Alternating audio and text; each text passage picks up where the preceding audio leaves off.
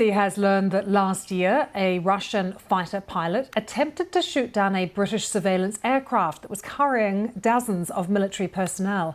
The Russian Su-27 jet is similar to the ones that we're showing you here.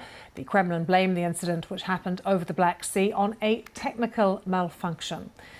Let's take you to our defence correspondent Jonathan Beale, who's been looking into all of this. Tell us more about this incident, Jonathan. Well, as you say, the official explanation from the Russians was a technical malfunction, and that was indeed what officially the Ministry of Defence here in the UK accepted from the Russians.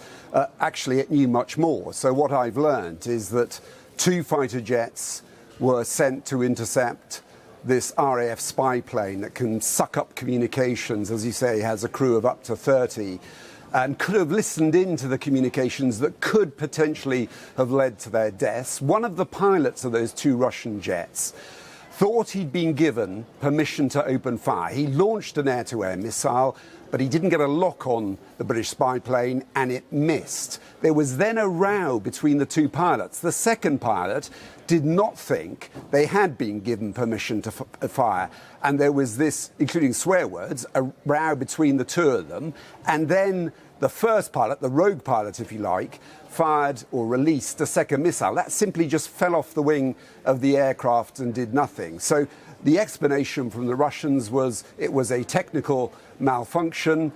From the UK, they accepted that. They did call it potentially dangerous as well. I think the US, though, those leaked documents from the US intelligence officials show that they thought it was a near, in their words, shoot down, and very, very scary, in the words of a US defence official. So, we haven't been told the whole story here, and I think there are a number of reasons for that. First of all, does Britain want to give Russia all its details about how it gathers intelligence? I think the more important point is that nobody here wanted an escalation, because this is the kind of mishap, the miscalculation that could cause a wider conflict.